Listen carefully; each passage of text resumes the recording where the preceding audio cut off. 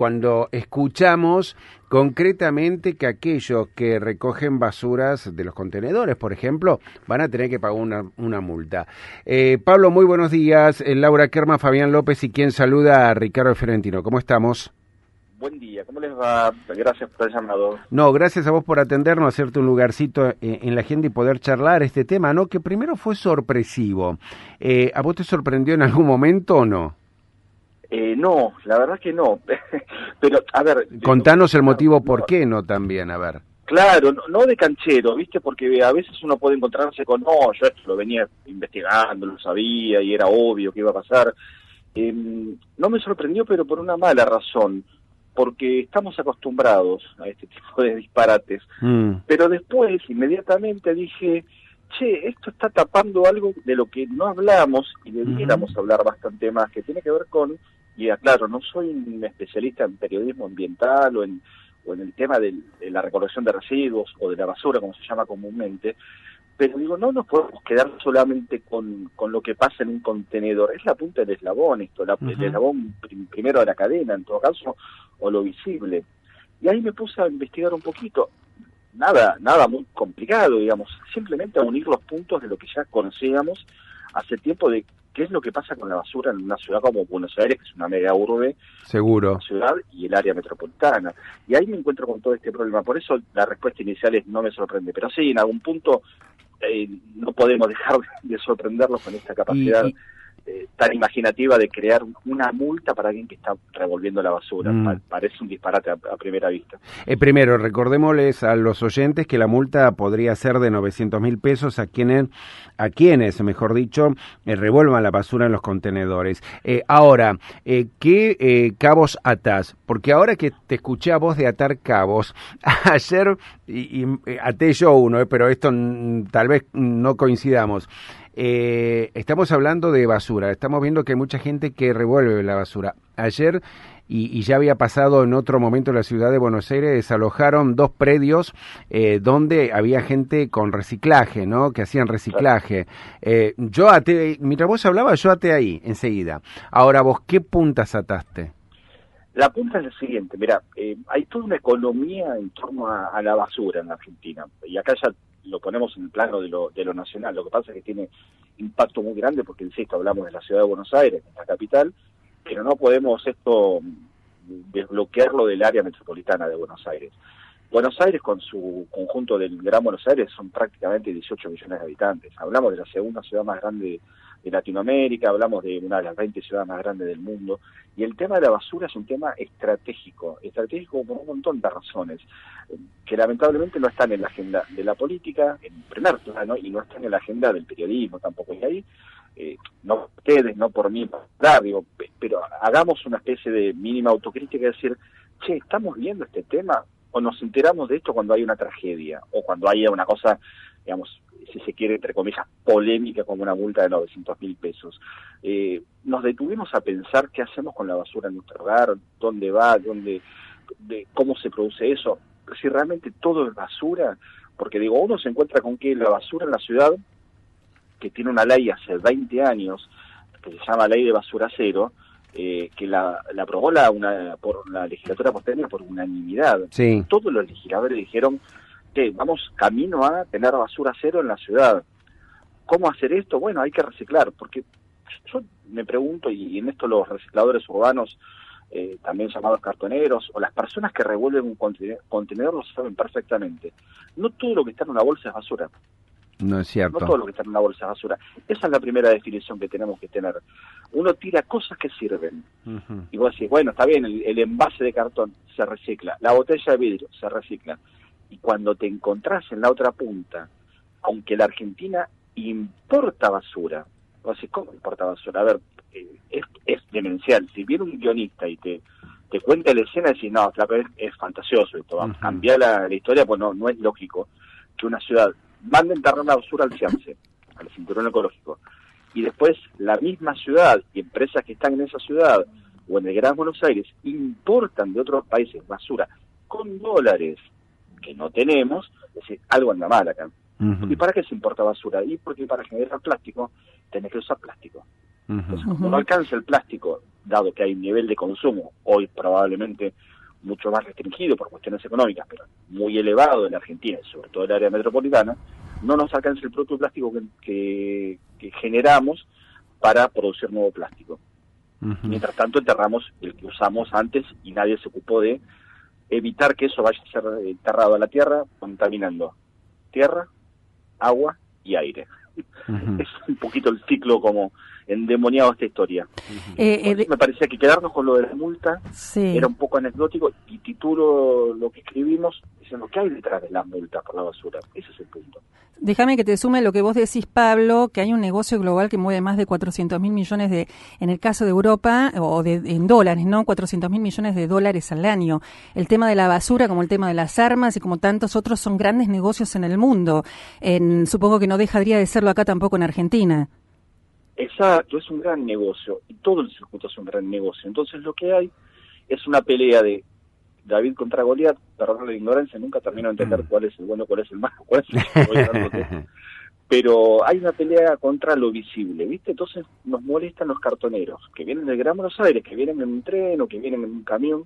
Hasta la semana pasada pagaba el gobierno de la ciudad, no lo paga, y la verdad es que para una ciudad como Buenos Aires, que deberá revisar su gasto, qué sé yo, uno no está en contra de la eficiencia de los estados, no es un gasto tan significativo, y sin embargo lo que hacían los cartoneros era un laburo central para evitar seguir enterrando basura y para evitar también que la Argentina siga importando materiales para producir, con lo cual tenían una importancia, te digo, bastante marcada su tarea, y la tienen. Entonces, bueno, ahí hay un tema. Yo hace años vengo obsesionado con el tema, y la verdad que, insisto, no soy un especialista, conozco colegas que han laburado bien esto, no sé, compañera mía que hemos hecho radio juntos, y hay notas de ella en el portal también, Gabriela Ensink, tiene libros sobre economía verde, economía circular, que laburan bien estos temas, pero la realidad es que hay toda una lógica a pensar y a repensarnos en términos del consumo que tenemos, porque es una situación insostenible para el planeta, para los recursos naturales y demás, tener esta lógica que funcionó hasta ahora, pero que evidentemente tiene fallas por todos los costados. Ese es el punto central. Sin duda. Y después la ciudad tiene muchas cuestiones para explicar. Ojo, podemos ir a un municipio X, elijan el color que quieran, y vamos a encontrar la misma situación en una escala más chica. El gasto presupuestario de recolección de residuos es enorme en todos los lugares, enorme. En algunos puntos, en algunos casos es el principal gasto del presupuesto municipal. Y vos te preguntás cómo se resuelve eso, y bueno, con mayor transparencia de verdad. Nosotros nos limitamos como ciudadanos a sacar la basura a la puerta de la casa, o los que están en un edificio al palier o al lugar donde el encargado después la retira, y hasta ahí llegó nuestra responsabilidad. Y después sufrimos consecuencias por todos lados, económicas, ambientales. Sí, sobre todo ambientales también, ¿no? Porque digamos que tenemos los vertederos en algunos puntos del país donde se hacen los rellenos sanitarios. En muchos casos también mal hechos estos rellenos. Mira, de este tema yo estuve trabajando mucho tiempo. Los rellenos sanitarios están mal hechos, por lo menos acá en Argentina una gran mayoría, y tenemos los basurales a cielo abierto. Cuando vos recorres y te vas a provincia de Buenos Aires, tenés basurales a cielo abierto, contaminantes de las aguas, de las napas, y hay todo un tema que realmente en Argentina se está tratando mal, pero no de ahora, hace muchos años ya de esto. Tiempo, sí. Muchísimos años. Basurales, Laura, a cielo abierto. Se calculaba que había en un momento en la Argentina. En el gobierno anterior, el viceministro de Ambiente, Sergio Federovitsky, que es un biólogo que tuvo mucha participación en medios, divulgador también de temas ambientales, muy reconocido, dio una batalla grande, pero no la perdió, digamos. Si vos ves el resultado, si te pones en resultadista, decís, no avanzó eso. Había un proyecto de ley de envases responsables que no prosperó en el Congreso, quedó trabado y perdió estado parlamentario, y después se volvió a la carga con eso, que implicaba desde la propia producción de los envases una producción mucho más inteligente en términos económicos y ambientales, considerando esto de, por ejemplo, la importación de material para producir. Hay que pensarlo desde ese lugar. Digo, uno a veces compra, no sé, un producto cotidiano, pasta dentífrica, cajita de cartón, envase de aluminio por dentro. La pregunta es, ¿hacen falta 2 envases para eso? ¿2? ¿Realmente? están teniendo el modo de vida ahora. A ver, no me quiero poner nostálgico, digo, íbamos de chiquitos a comprar la galletita, el almacenero sacaba la lata, elegíamos con el vidricito redondo, digamos, la imagen es muy linda, todas la vamos a recordar, y llevabas un cuarto de esta, un cuarto de aquellas, listo. Ahora tenés más envase que producto. Perdón, te diría que sería servible eso, digamos, tendría sentido si se reciclara todo ese material nuevamente, pero si se entierra plásticos o metales, qué sé yo, tardan miles y miles de años en poder, digamos, reciclarse, ¿no? Naturalmente, y con todo lo que conlleva esa contaminación ambiental. Digo, tendría sentido esto si se pudiera reciclar, que se hace en muchas partes del mundo. Acá no se hace, pero en muchas partes del mundo se está haciendo esto. Claro, hay un dato, yo no lo puse en la nota, pero porque ya era, como, viste, muy largo, y hoy lamentablemente tenemos todos una forma de consumo de contenidos como mucho más rápido con las redes, entonces todo lo queremos saber en 30 líneas o en 20 caracteres o en una foto. Seguro. Pero el tema de los puntos verdes también ha disminuido en la ciudad de Buenos Aires. Y en el Gran Buenos Aires prácticamente no los encontrás. Hay que decirlo también, esto, más allá de los colores políticos que gestionen los municipios, es muy difícil, porque eso es un punto también interesante, decir, bueno, hay una separación, entonces, viste, los hombres y mujeres, los humanos somos también medios animales de costumbre en algún punto, ¿viste? Entonces nos tienen que educar de alguna manera. Yo confío en los pibes, por ahí tienen ¿viste? En las escuelas se trabaja desde otro lugar hoy, pero no alcanza cuando ves los volúmenes grandes que hay y déjame, en la ciudad, ¿viste? Déjame que te sume los residuos patológicos que también tan mal se están manejando. Los residuos patológicos, hablamos de inyecciones, de restos humanos o lo que sea, que no se reciclan realmente como debe ser. Sí, hay mucho para pensar eso, y parecía hasta hace algún tiempo un tema, te digo, marginal, ¿viste? No, para nada. Bueno, lo tomaban los ecologistas, no, es un tema de profunda implicancia económica. Sin duda. Profunda implicancia económica. La ciudad de Buenos Aires gasta, bueno, yo mencionaba el presupuesto que suele ser el más alto del gasto en los municipios. Los números de la ciudad son altísimos, son millones y millones de pesos que se gastan en las 6 empresas que hay.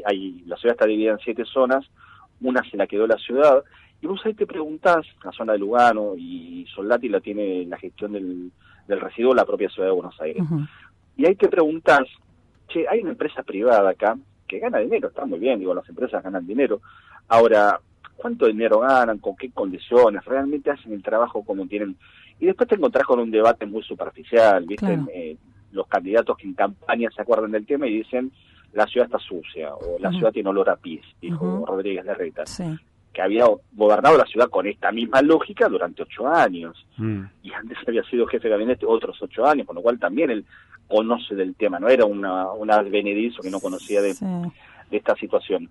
Es realmente complicado. La provincia anunció ya hace 1 año y pico que el SEAMSE ya no le iba a permitir a la ciudad, digamos, ahí hay una tensión que además tiene que ver con otra cuestión, si se quiere, más histórica, que es las tensiones que hay entre la ciudad y la provincia en diversos temas, independientemente de quién gobierne. Y esto tiene que ver con el transporte, con la seguridad, con la salud.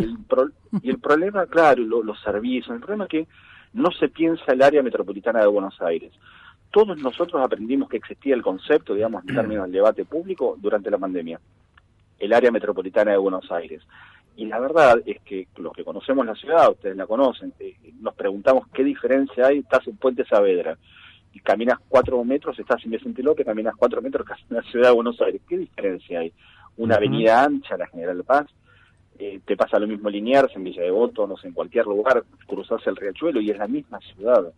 Seguro. Entonces, ahora, si no se piensa de manera integral esto, vamos a estar complicados de acá en adelante, ¿viste? Bueno, pero la pelea que es eterna política también se trasluce en esto, ¿no? Y el tema de la basura es bastante complejo. Vos hablabas en un momento, Pablo, de la educación que nos está faltando. Pero fíjate, yo recuerdo, hoy tenemos este escenario, ¿no? Contenedores rebalsando de basura, roedores por todos lados, de pronto aquellos que hurgan en la basura y la desparraman, los recolectores también que las revolean y se revientan las bolsas y siguen también ensuciándola, la gente que tira otro tipo de basura que no corresponde, y teníamos unos contenedores que inclusive estaban en colores, ¿no? Que de acuerdo al color vos ibas a tirar también la basura para ser reutilizable, degradada, o en todo caso tenía otra finalidad. Y sin embargo, creo que por más que eso podría haber sido un semáforo para educar a la gente, no funcionó tampoco. Y por más que, mira, en la puerta de casa había uno. Lo cruzaron porque molestaba, obviamente, en la puerta del edificio, lo pusieron en esquina. Pusieron dos, dando la ochava. No alcanzaba uno, no alcanzan dos y seguramente pondrán un tercero pronto. El negociado de la basura está. Los cielos abiertos está. Me acordaba cuando vos hablabas de cielos abiertos de Avenida Brasil, una serie, una novela muy conocida de Brasil, donde más allá de la historia que la englobaba, se desarrollaba en un basurero una parte de la historia, ¿no? Y donde veías el negociado que había en ese basurero. Era clarísimo el negociado y te dabas cuenta también del poder que había detrás de la basura. O sea, yo creo que todo lo tapamos, ¿no? Ahora la pregunta está, ¿qué hacemos con la basura? Porque esta debajo de la alfombra no entra. No entra, no, porque es mucha ya. Y sabes que podría ser más si la situación económica no estuviera complicada, pero también eso se mide, ¿viste? Cuando vos querés dar el nivel de bienestar, tenés que empezar la basura en la puerta de las casas. En los lugares donde hay mejor poder adquisitivo, la basura pesa más que en los lugares pobres, eso está claro. Lo que pasa es que tenemos que repensar en serio todo. No sé, a mí lo de los contenedores me parece fantástico la idea, pero como decís vos, no alcanza. Y habrá que pensar en un sistema más de premios y castigos. En un punto somos todos hijos del rigor. Viste, cuando hablas con un economista y hablas del tema de impuestos, aparece la idea del garrote de zanahoria todo el tiempo. O sea, la metáfora es conocida, digo, garrote que se porta mal, zanahoria que se porta bien. Pagas el impuesto a tiempo, tenés un descuento. No lo pagaste, tenés una multa. Y bueno, y así de seguido. Con esto también, vamos de primer grado en la escuela y de ahí en adelante, y ya tenemos buena nota por hacer las cosas bien y mala nota cuando hacemos las cosas mal. Entonces, algo tenemos que tener, ¿viste? Si no, todos, ojo, revisemos qué estamos consumiendo, cómo lo estamos tratando, ¿es realmente necesario tirarlo? ¿Se puede hacer algo con eso? Digamos, detenernos un cachitito. Yo no creo mucho en esto de que el cambio individual solamente alcanza, porque si sumamos todos los cambios, hacen falta ese cambio individual y otras cuestiones más estructurales. Para eso están las políticas, o debieran estar, vamos a ponerlo en esos términos, que lo piensen de verdad esto, ¿viste? Y digan, che, acá hay un problema, en serio, vamos a trabajar con las universidades, vamos a generar nuevos desarrollos, pensar el tema de los envases. Déjenme citar un ejemplo que lo conocí hace años y no lo seguí, pero está bueno retomarlo, que es el de la Universidad de Avellaneda. Tenía una especialización, una carrera de diseño de envases. Tenía un foco también sustentable, ¿viste? Porque también hay una responsabilidad también de las empresas en estos. O sea, ¿cómo me diseñas un empaque? Me vendes 100 gramos de papas fritas y el paquete tiene capacidad para meter 500, porque es puro aire adentro. O sea, achicar un poquito el envase, no me lo pongas en el costo, reducimos el consumo. Bueno, hay de todos un poquito una responsabilidad, lo que pasa es que algunas responsabilidades son más grandes también. Pablo, vos que estás más actualizado con este tema, ¿tenés ideas si se sigue estudiando? Bueno, está lo que se llama la basurología, que es el estudio de las basuras para saber justamente cómo reciclarla, cuánto es el consumo por persona, por día, por año. Digo, ¿hay alguna empresa que se encargue de hacer esto ahora en Argentina? Mira, empresa no conozco como empresa privada. Sí hay muchísimo estudio de la academia, ¿viste? De las universidades, la universidad, estoy pensando ahora, Ditela tiene un estudio sobre el tema que está colgado. Hay mucha cantidad de valoraciones del fenómeno desde distintos puntos de vista, desde lo ambiental, desde luego, pero también está la mirada económica, también está la mirada, digamos, más integral, que no se queda solo en el ambiente, porque todo esto es medible, digamos.